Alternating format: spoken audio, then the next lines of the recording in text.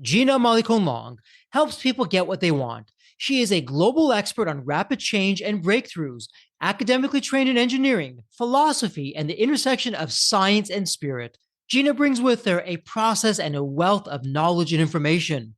Extensively trained in modern and ancient performance techniques, Gina aggregates their teachings and shows people how to make powerful transformations.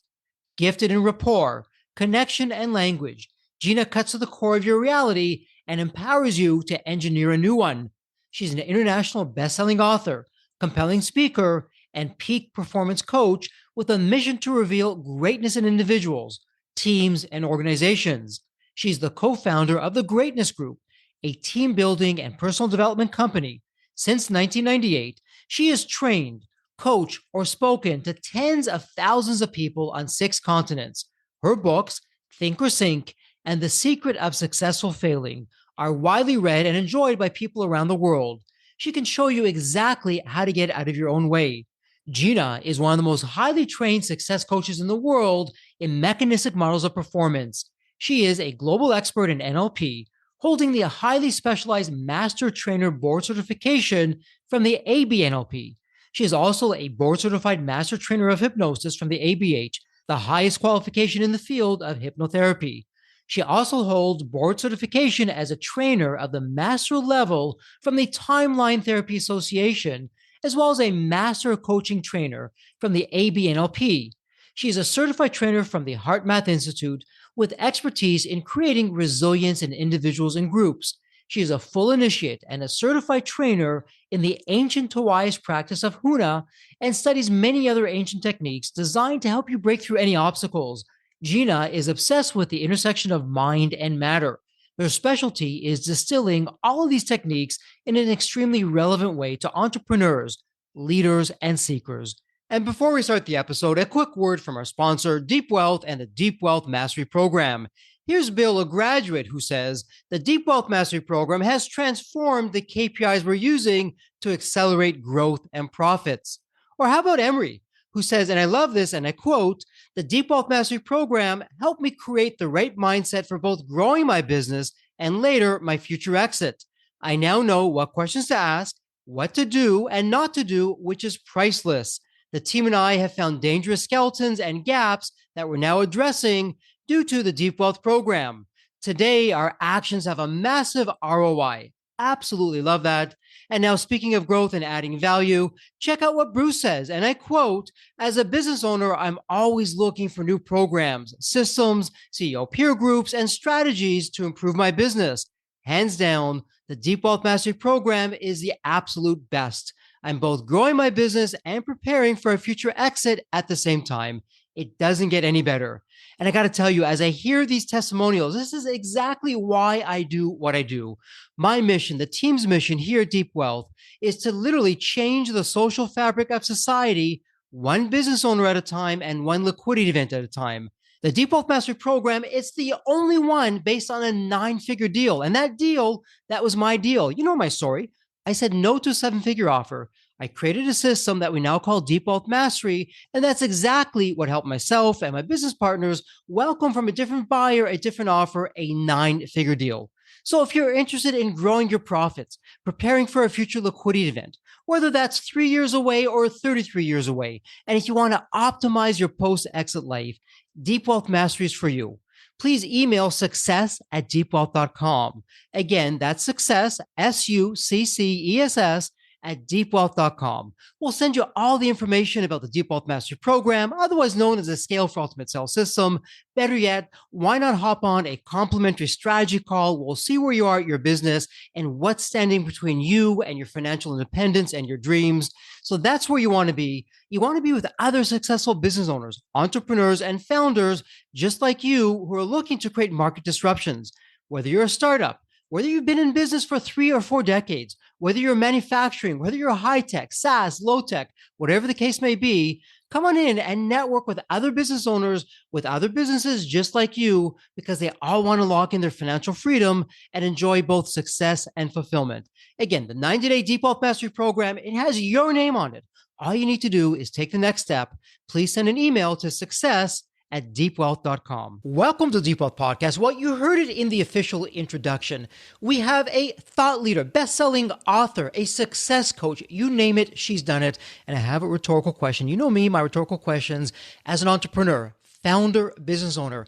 Do you want to welcome success quicker? Do you want it to be more effortless? Do you want to unlock the keys to your success that's always been there, but is waiting for you to catch up? Well, we're going to tackle that and many more, but I'm going to put a plug in it right there. Gina, welcome to the Deep Wealth Podcast. An absolute pleasure to have you with us. And Gina, there's always a story behind the story. I'm curious, what's your story? What got you from where you were to where you are today?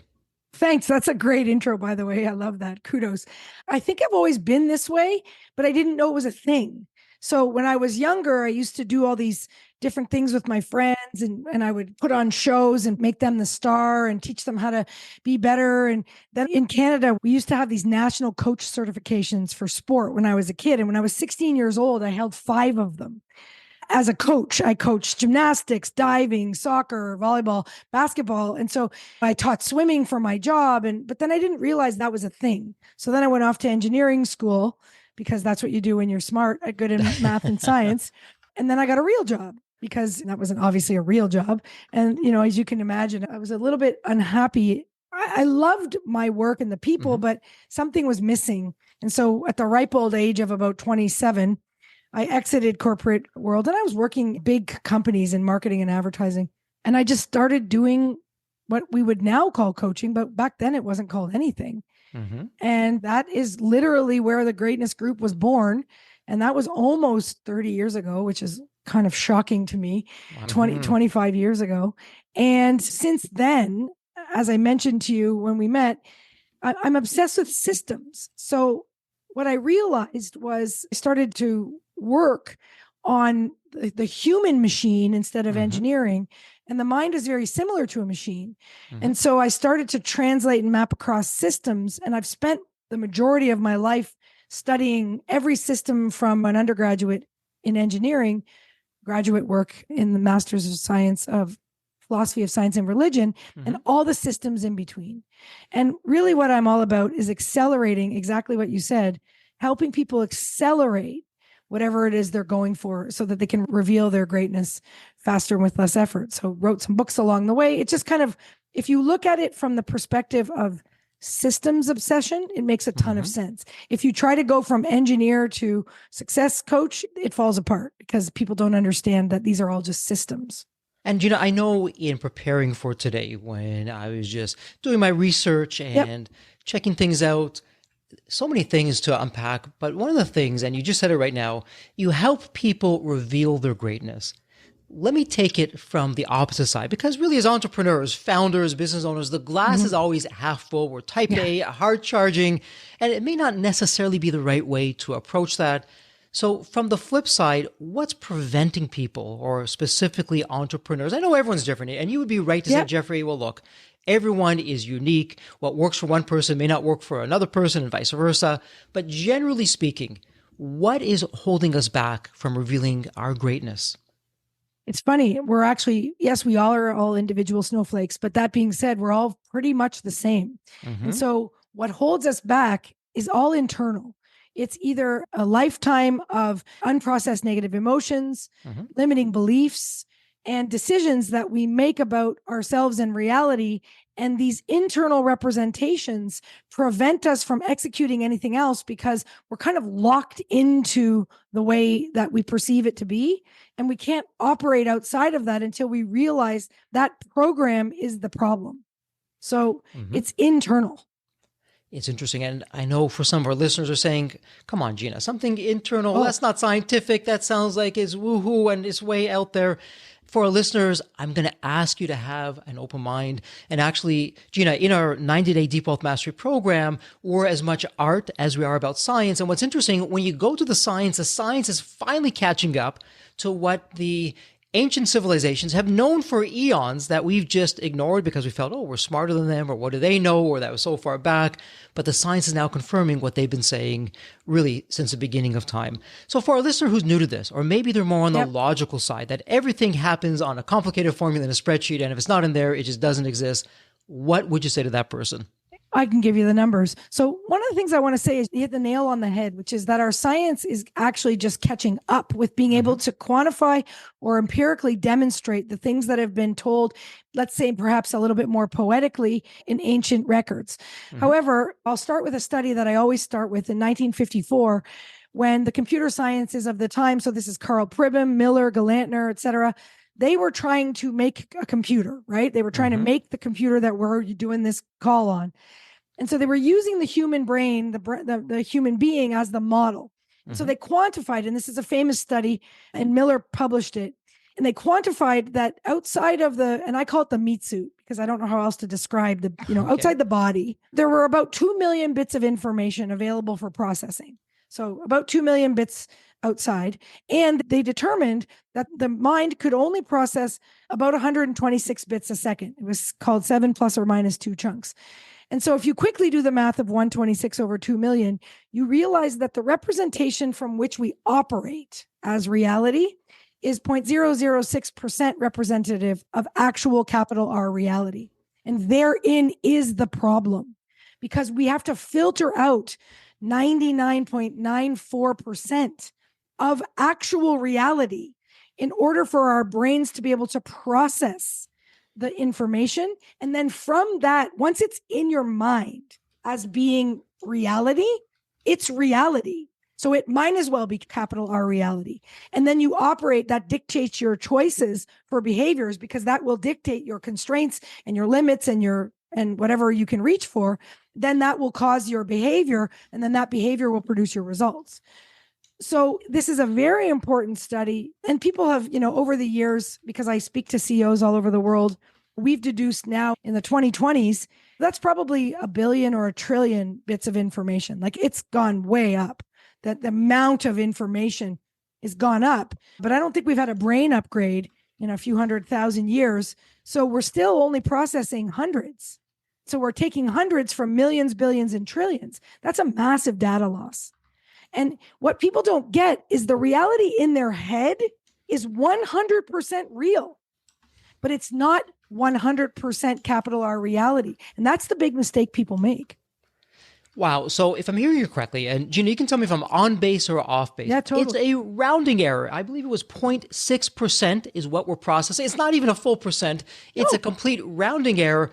Yet for us, that's reality. And I guess the best analogy that I can give, imagine we're in a huge room. Maybe it's 1 million square foot building or warehouse, whatever it's going to be. The lights are out and we have a candle.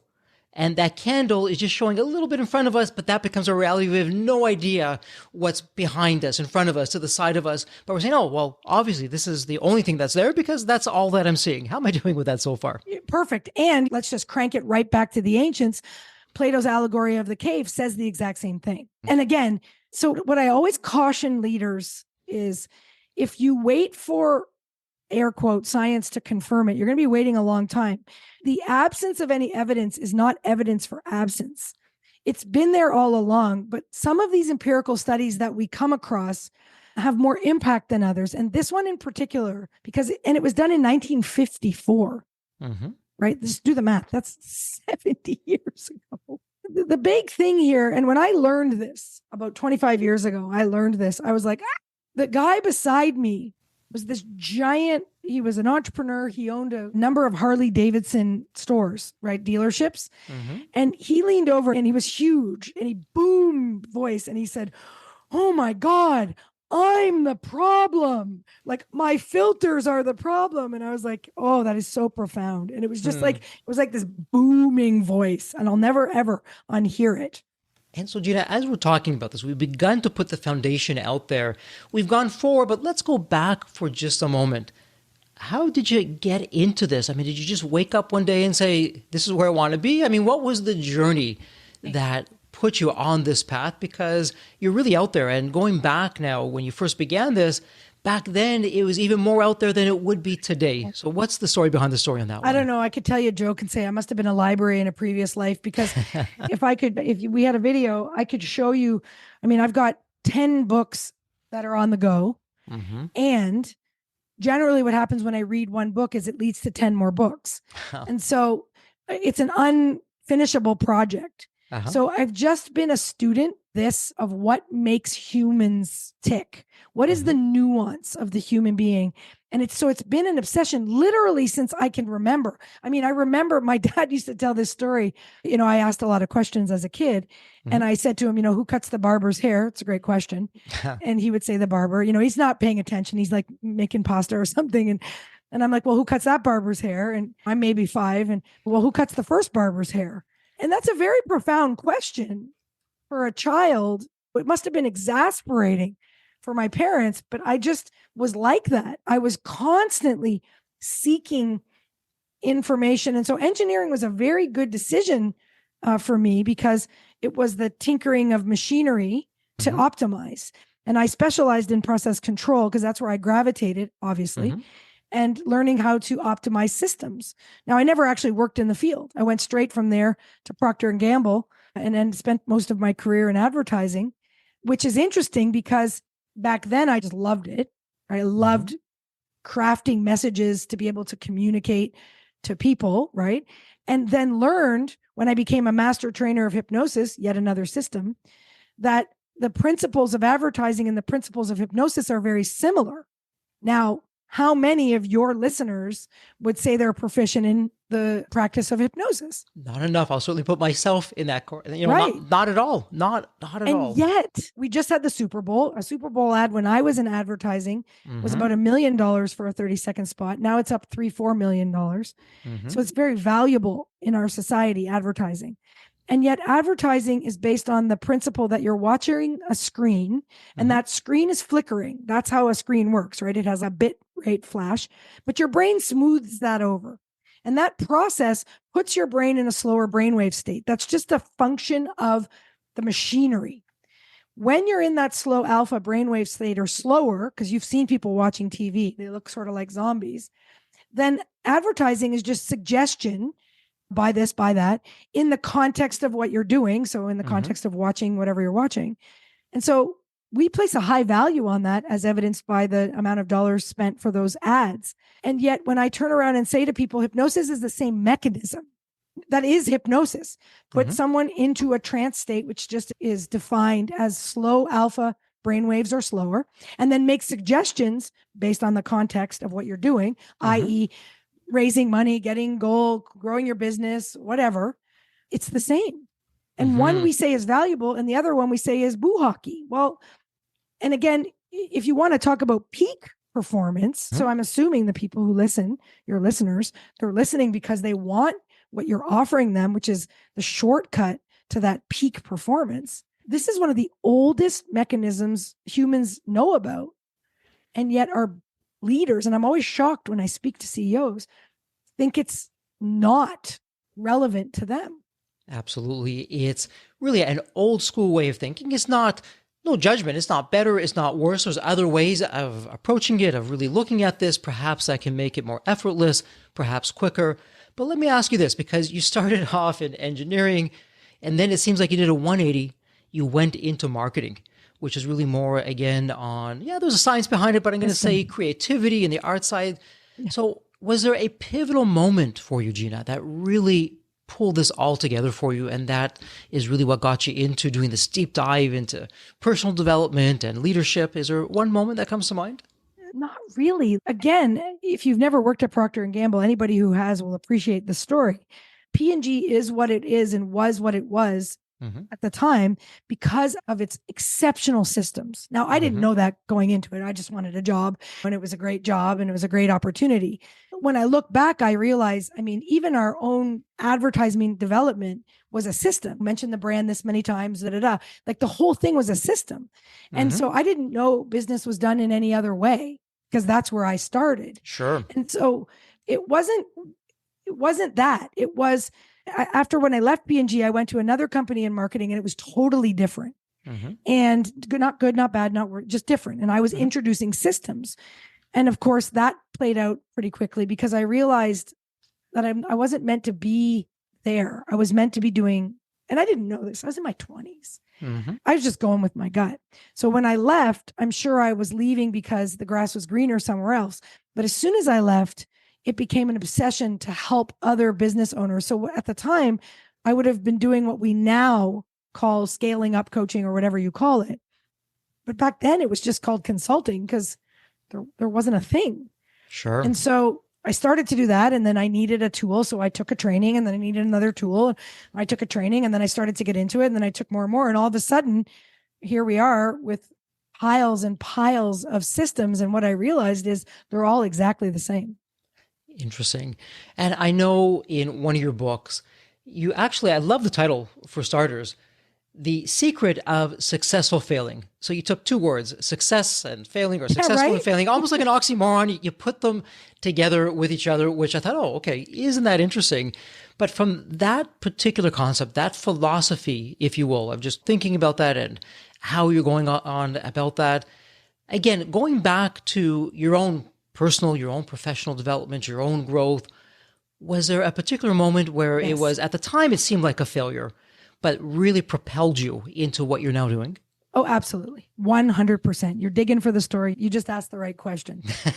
So there I was kind of bumbling around in my life, and I was successful. And quite frankly, I had been very successful at most things I'd done because I'm pretty tenacious. I never give up. And so I say I'm like a honey badger. And so what had happened was we had two children very close together, and I was not succeeding. And I was going down a bit of a rapid spiral. And at the same time, a close friend of mine was diagnosed with a life-threatening disease. And so this kind of all happened at the same time. And I had all this information I had aggregated, but I really wasn't sharing it. Like this idea of the inside out, I was using it for my clients, but I wasn't sharing it with anybody. I was just, people were just getting great results and they were happy. They didn't care how. So there I was in this sort of pit of impossibility. And just quite frankly, to save my own sanity, I knew I needed to do something differently. So to break that pattern, I decided to do something that was absolutely 100% impossible in my model of reality and do it. And my thinking was, if I could do the thing I thought was impossible, then the whole category gets called into question, including being really bad at this. And so that's what I did. And I elected to run a marathon, which, if you know me, and I was a varsity athlete, but running is definitely not my thing. My knee is currently still recovering from that marathon 20 years ago. So I decided to do this. And the story of doing it was profound. And I was at the race and I trained and I'd done all the money and the whole thing. And about 17 miles in, there was a hill. It was in San Francisco, which, by the way, just as a side note, terrible place to do your first marathon. So I'm climbing this hill. And I'm a Canadian, and it's a 1 mile long hill. And so in my mind, a kilometer and a mile are roughly the same thing. And they are not, just so we're clear. And so at around the time where I thought this hill should have been over, I was really technically only halfway up. And then the wheels fell off the bus and I hit the wall. Ooh. And so I got the top of this hill. I was done. There were 9 miles left. For Canadians on your call, that's almost 15K left in the race. And I had nothing left. I couldn't move. I was completely frozen solid, frozen to the ground. Like my legs were seized. I was frozen.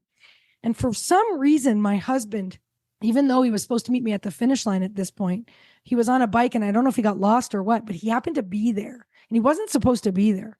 And I was like a mess. And he was like, oh boy, like a husband's like, oh crap, I don't even know what to do. So he didn't say anything. And he just read one name on the back of my shirt.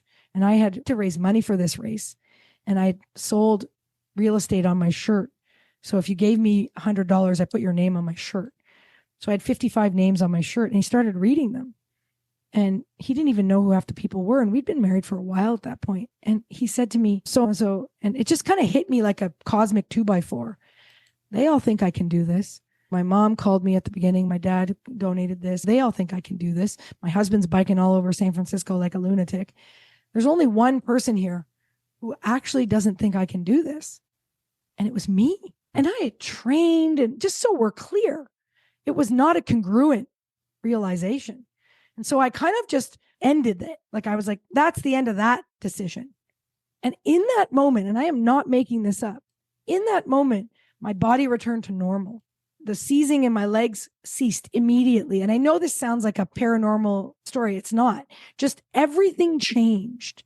And I knew I could finish this race, and I did it slowly, and I picked up and I got going and I finished the race.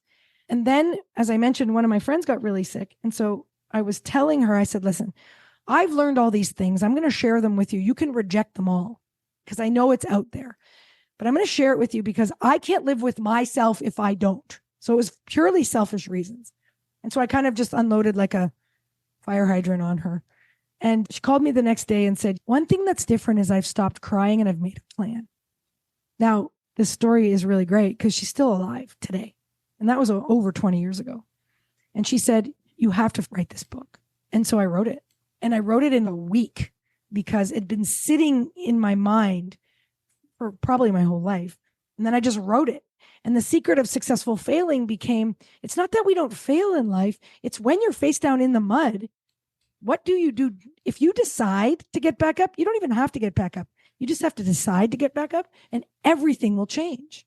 And that's not how we view failure in our cultural norms. So I decided to bring that to the forefront. Wow. So Gina, so much to unpack there. And you're right. For some listeners, again, more on the logical side, and there's no judgment here. Wait a minute, Gina, you could barely move your legs. You're in pain. You couldn't move them. You're really a moment away from calling it quits. And then through a mindset change, you're telling me all that went away and you went on, nothing had happened, or maybe a little bit of discomfort, but not really. It all changed in heartbeat. And that's not the only time that's ever happened in my life. And again, I got there organically and I don't recommend it. I got there organically. And then what I did is what I've spent my life doing is how can we get there systematically? What was it? It was the limiting belief, the limiting decision that I had made to believe that I couldn't do it. And now I know tools and mechanisms. So when I work with somebody one-on-one, I'm using tools and mechanisms that eliminate those limiting decisions to believe and eliminate those unprocessed negative emotions. And what you end up with is a more congruent, coherent nervous system because it's not trying to go around all of the blockages that you've put up. And again, and I want to be very clear here because these programs we have to get around, there's nothing wrong with them. You've said it before. It's not good or bad or right or wrong. At some point in life, that was the best program you could run at the time. There was no other option. And so it worked for whatever circumstances set it up.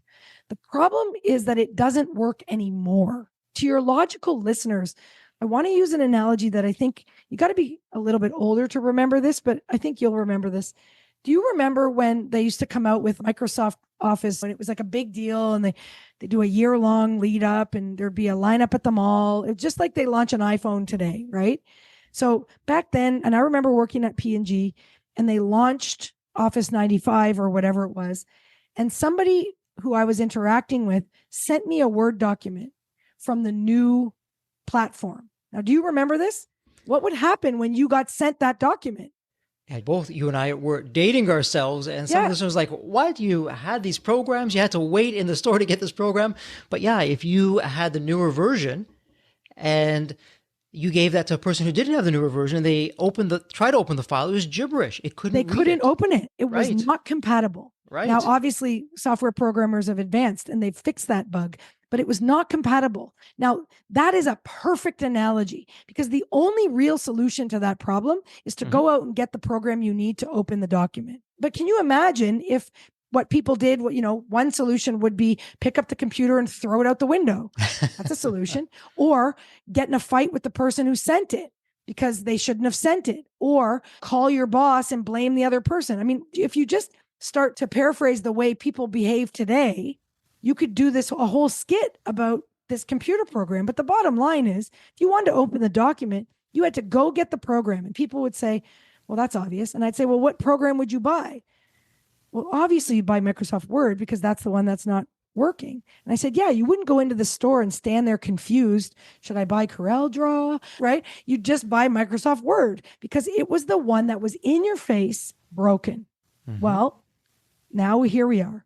So you're living your life and you're doing your thing and there's a problem in your face. That's the broken program. It's broken. And the only thing you need to do is fix the program. There's nothing wrong with you. There's nothing wrong with the other person. There's nothing wrong with the circumstances. The program that is running is outdated. Yeah, so interesting.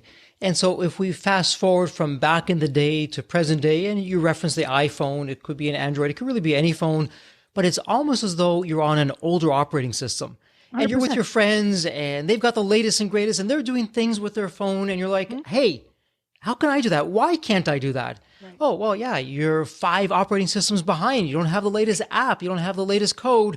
You can't do that. So what you're talking about, it's really the mindset would be equivalent to a software update. And Totally. so let me ask you, wow, I mean, what a story. Jeffrey, here I was in San Francisco, very hilly. I've running all these marathons or this one marathon One, and just to be my clear, my one. legs won't move Yeah. and then I realized I don't believe in myself but all these other people do and it was a mindset change. So for a listener who's listening in and saying, okay, so Gina, if you change physically your body from that thought, from that change in Hmm. emotion, what can I do in my life, not just on the personal side, not just on the physical side, but also on the business side? I mean, how can I apply this to all areas of my life? How can I shift my life to really stopping that pain that I'm feeling right now? And that pain could take the form of, I would imagine, perhaps it's fear of the unknown or not believing in For sure. yourself or maybe being judgmental about yourself or I'm not smart enough or I didn't go to school for long enough or other people are more deserving, whatever it is, whatever that Hmm. negative self-talk that we're talking to ourselves. I mean, what would be the methodology that someone coming out of this episode today could at least begin to do to reverse that? It's with any good step program. The first step is recognizing that you want to make the change, right? So Mm-hmm. I always say to people, it doesn't matter what you want. It Mm-hmm. doesn't matter what area of life it is. If you really want it. So there's only two things you really need to get whatever you want. You need a burning desire. You got to really want it because that's what provides the energy, the momentum. So you've got to really want it. It can't be something you kind of want, lukewarm, or your partner wants. It's got to be something you want. And then you have to be willing to give it what it takes. Now, people will say to me, oh, no, I gave it what it takes. And I fell flat on my face. I said, no, no, you gave it everything you had. You Mm-hmm. didn't give it what it takes. Well, that was everything I had. No, that was everything you thought you had. Remember, millions, billions, trillions, hundreds, right? So it wasn't everything you had. You didn't give it everything you had. You gave it everything you thought you had based on your limiting decision to believe what your limit is. Mm-hmm. And that's what happened to me in that race. That was my limit. I didn't think I could run more than whatever I ran. And I didn't know that was a conscious belief. And it showed up unconsciously. And the minute I eliminated it, then it no longer existed. So then, because the belief no longer existed, my body responded to the new belief. And that's what changed. So, what we do at Greatness U is we've mastered the mechanisms that we believe help people kind of hack this mind body interaction, Mm-hmm. right? There are many. In fact, what I honestly say is you don't need me in particular, although I kind of like me and that would be great. But anything that anybody's working on that is designed to make it go faster, better, higher, whatever, it works. And people will say, well, I tried that and it didn't work, or that's boo Mm-hmm. hockey or whatever. But the thing is, you have to have a burning desire and Mm-hmm. you have to be willing to do the thing full out, give it what it takes at 100%. And when there's a failure in a system, it's one of those two things or both was missing, right? So when I screen for private clients, and I don't work with that many people in a year, I'm Mm-hmm. screening for a burning desire and 100% willingness and coachability. And people will say, well, what about if you think their goal is too big? No, I don't think any goal is too big because I also study quantum physics and I can show you mathematically that every reality is possible, but not every reality is probable. And that probability is dictated by the programs that are running in the system. So I don't hold a belief. I actually do. I'm 100% congruent that I think anything is possible. And if the person standing in front of me has the desire and willingness, they'll get there. And if somebody's done it before, we'll just model it. And if it's never been done before, we'll create it. And that's kind of because I'm very general. I don't like to get into specifics Mm-hmm. because we're all kind of the same. We all work Sure. exactly the same. You know, it's interesting, Gina, as you're talking about this, of people being able to see and believe in the Deep Wealth Master Program, one of the things that we talk about, because we do both the art and the science, as I mentioned earlier, we talk about Roger Bannister and the 4 Minute I, Mile. I told that story at the hypnosis training this weekend, literally. And for our listeners who are saying, Roger who? Bannister what? So Yes. for our listeners, Before Roger Bannister, it was a fact, and I use fact in air quotes. It was a fact, according to the medical establishment, that if a human being ran a mile in 4 minutes or less, they would explode. The heart couldn't The take it. heart would The heart would literally explode. explode. They would just disintegrate. And fortunately, there's this fellow named Roger Bannister who didn't listen to the medical establishment. We just didn't have the fear. He ran the 4 minute mile. And so let's think about this. Up until that point in time, no one in recorded human history had run the 4 minute mile. And shortly after Bannister ran the 4 minute mile, someone broke his record. And then after that, someone broke that person's record. And so it begs the question, well, why all of a sudden, what, was there something different in the air that people were breathing that they all broke the mile? The belief was different. Right. It was a different mindset, different belief. You can't be on an American high school track team without being able to run a sub 4 minute mile. Children now, it's common. Running a sub 4 minute mile is just regular.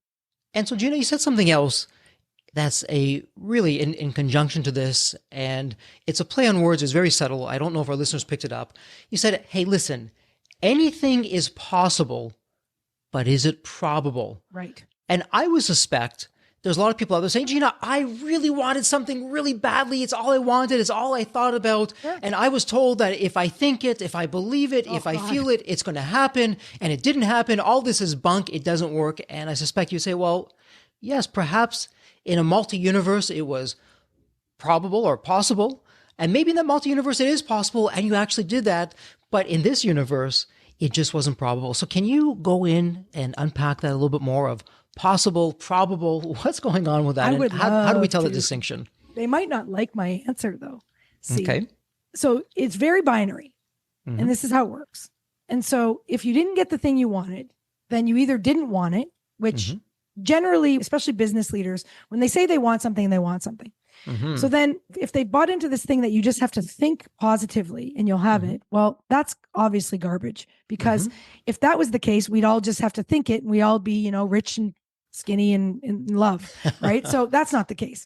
So there's got to be something more. And this is literally how my mind works. And that's how I got led into different modalities of understanding. And so then you read about emotions, right? And you got to just feel it. Well, I would argue, and I teach trainings and humans are in my trainings, and people think they know what emotions are. They do not.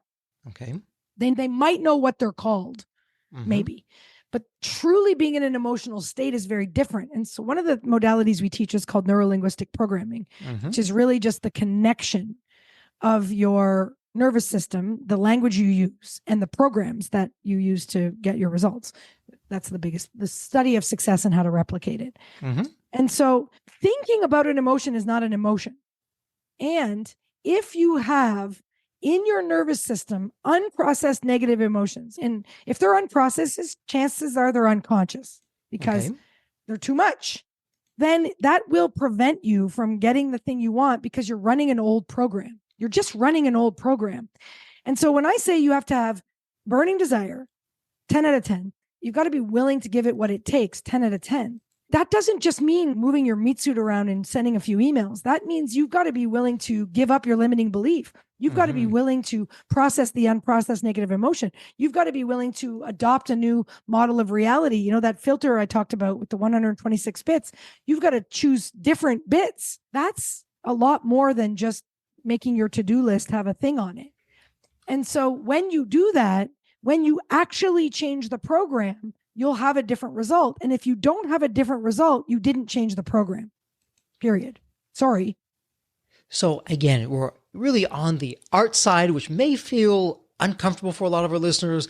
But again, the science is now catching up with what the ancients have known really from the beginning of time, like we spoke about earlier. And so whether it's that marathon that you shared, hey, that one mindset change, really in a millisecond, everything changed for you, to perhaps a big personal goal or something on the business side, what you're saying, what I'm hearing is, okay, where are your limiting beliefs, Jeffrey? What's that negative self-talk? What do you believe is perhaps impossible, but it really isn't? Can you identify that? And once you identify it, remove that and replace it or update the mindset with a different belief that's more, I'll use the word congruent, a big fancy word, it's more in line with what you want to achieve. Yes. That's exactly what we do at Greatness U. That's the work I do individually. And the metaphor I like to use, because you like stories, is a garden. They say, okay, Jeffrey, I want this fancy English garden. Mm-hmm. And so we go, okay, great. What do you got now? And they're like, ooh, it's a bit of a train wreck. I got a rubber tire and a weeds and a chunk of concrete. And so like, there's the landscape. Mm-hmm. And so the first thing that you got to do is you got to get rid of all that garbage. Okay. And then you got to pull out all the weeds. Those are the mechanisms that we use: NLP, timeline therapy, hypnosis. We use different mechanisms to access different parts of the mind. They're just different ways of getting into the programs, because if they were conscious, we'd wear them on our shirts like badges, but they're not conscious. So we have to work, we have to kind of get into the mind through a few back doors. Okay. So then you pull everything out. Mm-hmm. Once you've pulled everything out, that's great. But now you need to be able to plant the new seed. And a lot of people don't know how to plant into the right sort of aspect of their mind. And then, and everybody thinks that's it. No, then you've got to water it and fertilize it and rake it. And you know what? If a weed pops up, you got to pull it out right away. Yeah. And so it's a process. And then one day, let's say after a growing cycle, one day you'll have your English garden. And it will feel like it was a miracle because, you know, you started with the junkyard and here you have this English garden. But really, it was a process. And it was a very linear process, and there were steps to it. And some of it was a little harder because they were maybe under the log or whatever. But in the end, it was simply a process, step-by-step process. And we've tried to take a lot of these harder to understand topics for people, especially people in business with very linear minds. And we've tried to put them into step-by-step processes so that anybody can get anything they want faster and with less effort. And my goodness, there's so many rabbit holes that we can go down, and there's only so much time. But perhaps, you know, with the field and some quantum thinking here, we can get around that. Right, with this full time. Exactly. But that said, I mean, big picture wise, what's the secret sauce? What's the method to the madness with Greatness You? So if I'm a listener and I'm in the Deep Wealth community and I'm, yes, Gina, I would love to smooth over areas both in my personal life, in my business life. Really, I'll use the word deliberately, manifest my goals in all areas of my life, being as effortless as possible. Even use another E word, easy, being as easy as possible. What are you doing in Greatness You? What's the process? How long does that take? And I know, again, Jeffrey, everyone's different. Everyone's journey might be a little bit different, but to what you said, hey, we're really all the same. We're all the same energy. So what's going on with Greatness You? What does that look like? Well, they're kind of two paths, really. I mean, as you can see, I'd like to generalize because I like to keep it simple for people. Yeah. There's the kind of people who are listening to this going, oh my God, I want to read that study. Oh my God, I want to learn that thing. We have a whole school. And people that come to it, we get a lot of coaches, obviously. We train a lot of coaches because we're not another coaching program. We make all coaching better. So we get a lot of coaches, but the other half of the room are people interested in for their own personal development. And they want to they're the doers. They're going to learn it. They're going to do it in their company. They're going to learn it. They're going to do it in their family. And then we got a whole other slew of people. And probably a lot of your listeners are this person. They're like, I don't care how it works. If it works, I just want the outcome. And I work with people individually. Our coaches that we've trained can do the same breakthrough process. And we do something called breakthrough coaching, and we help people break through to that next level faster and with less effort. And we use the tools we teach, but we don't teach the tools to the client because they're not interested. Got it. Okay. And roughly how long would that take? And again, I know everyone's journey is going to be personal and different. I'm an engineer, man. It's so easy, right? If you want to go through our training programs, we have a 3-day we call it our hypnosis certification weekend. That's like a dip your toe in the water. It's not necessary, but some people, they want a little bit of a prelude. That's 3 days long. Our flagship training is 6-in-1, 6 days, 6 modalities. And we teach those all the year. And then there's the mastery and then there's more levels. So if you were to like go all in, 17, 32, 36, plus the 3-day, let's call it 40 to 50 days of training, you're a master. For those of you that are like, no, thank you. I just want the goods. Just want to pay you, get me there. A breakthrough with me takes 12 to 14 hours, and it's done over a 2 to 3 day intense period. So we're not talking years. We're not talking months. We're not talking going to some monastery in the mountains and we got to be there out of sight, out of mind, no technology. We're talking with you directly 12 to 14 hours, or if you're going through the program, it could be weeks. We're not talking a lot of time in the scheme of things. No. I mean, this is the thing that surprises people is how rapidly, like Freud once said, it takes about 15 years to resolve a negative emotion. And I can tell you with the technology and the process of timeline therapy, which is just a time-based technique. Sure. That one negative emotion takes, the most I've ever, it takes 5 to 15 minutes. Tops. And it's gone forever. And this is not a metaphor. And it's hard to explain on a podcast without some flip charts, but you just got to take my word for it. So 15 years that's insane. We can clear someone. That's why it's only 12 to 14 hours. I can clear all the negative emotions, all the limiting decisions, plant the goals, like the whole garden. But then you got to go away. So in the office, we get to the point where the seeds are planted and the plan is made. But then you got to go live. And you're the one who has to water it. You're the one who has to weed it. You're the one who has to live it. And not to oversimplify or overgeneralize NMA, but as you're talking about this, and I love the garden analogy because it's so true. I mean, we all know if we leave a garden onto its own, what happens? Weeds come in. We're not going to get this perfectly manicured garden and all the other good things that come along with that. And so it reminds me of two sayings in particular that we are, and I think it was Jim Rohn, that we are the average of the 5 people that we spend the most amount of time with. And when we think about that, it's really saying who we associate ourselves with. Again, the other saying is birds of a feather flock together. And they're really saying one and the same thing, that if our world is really our garden, that feeds into our inner garden, who we spend time with, what we listen to, what they're saying, what they're doing, all has potentially a huge impact. And not to put any judgment on this, it could go in one direction that we don't want or in another direction that we do want, but we really have to manicure that garden in terms of the people in our lives, what we're listening to, social media, no social media, the radio, whatever shows we're watching, it's all part of the bigger picture of what we're putting into ourselves. How am I doing 100%. With that? You get 126 bits. It's a budget. And you're dead right. Like I just said that 5-person thing to somebody in my class because you decide, see, this is the thing. You get 126 bits per second, but you are the decider. You're the gatekeeper. And if you don't decide or take agency over that, then someone else is going to tell you what to do or think because it's the shiniest object in the room. That's what advertising is, right? Trying to get people don't realize that the most valuable commodity on the planet is your attention. Sure. That's under your control.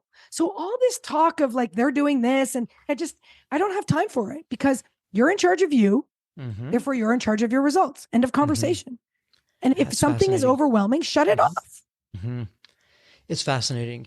And not to go too much on my social media soapbox, and we are starting to bump up against time.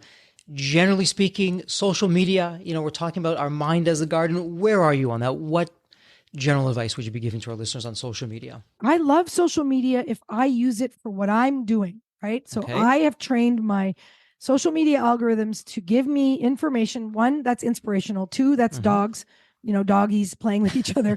And 3, that's really cool recipe hacks because I'm very impatient, as you haven't noticed. And I've trained it. So it serves me well. I don't get one lick of bad news. I have no idea and it doesn't matter, but I've trained it. And so I think it's a tool like any other tool, right? So I'm on social media and like you said, birds of a feather flock together. There's 7 billion people on the planet. There's plenty of room for everybody to kind of, jam their way they want to. And if it starts becoming the master and you're the servant, now we've got an inverted relationship. So it's both the sort of victim and the villain kind of thing here. And so what's nice about this with what you're sharing, it's not an either or, it's not an all or nothing. No. If you know how the algorithms work, you don't have to go into the programming that. You just know what we watch, where we go. They're watching that, and that's what the algorithms give us more of. And what you're saying, if you're smart about this and everything in moderation, you can actually leverage social media to its advantage because you have access to people really in a heartbeat that you wouldn't have access before all of this came along, that you can use this to really enrich yourself, enrich your life, enrich what you're putting into your consciousness, your mind. Right. But it can also, it is designed, it's neurological, and it is designed to activate neurological processes. And that is real, right? The colors, the numbers, the things that pop up, these are all designed to activate dopamine receptors and so on and so on and so on. So, it is real. And so if it's problematic, if you find yourself being overwhelmed, you're not seeing what you want to see, shut it off. You have the power and the agency. And I did that for a number of years, a few years ago. It was too much information. And my 126 was 100% dedicated on rebuilding greatness you. And so I just shut it all off, literally shut it off. I paid someone to upload a bunch of stuff on my social media channels to keep them congruent. I personally did not look at social media for over 2 years because it was too much information. So be smart about it is the takeaway. It doesn't have to be an either or. You can be smart about it. You can put strategies in place. You know what you want. In this case, you knew what you wanted. Hey, I'm focused only on this. I don't want any distractions. I'm going to have someone else put this on social media for me, for my business, get the word out there. But this is what I'm focusing on. And in your case, it worked for you. And it's a great example. Now, let me ask you this before we go into wrap-up mode, Gina, and we may have already spoken about this. Out of every episode, if there's a low-hanging fruit, it's low effort, high impact. If a listener could do one thing to finish this episode before they pick up a phone or go into a meeting or have another activity, what would be one thing that you recommend that they could do that they could really begin this new journey for themselves of making that difference and recognizing their own greatness, unlocking their own greatness? Okay, let's assume that they've come to realize through this episode that the mind and the body interact together and that their state actually dictates the quality of results they're going to get. Okay. So the fastest way I know to reset the body so that it's in the most powerful state it can be in at any moment, regardless of what's happening, comes from the techniques that we teach at Greatness U that come from the Institute of Heart Math. And the reason I'm sharing it is because it's very quick.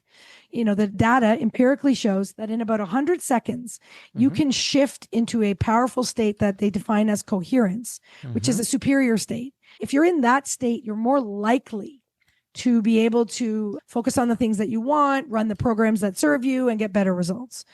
And the practice is very simple. It's to slow your breathing down.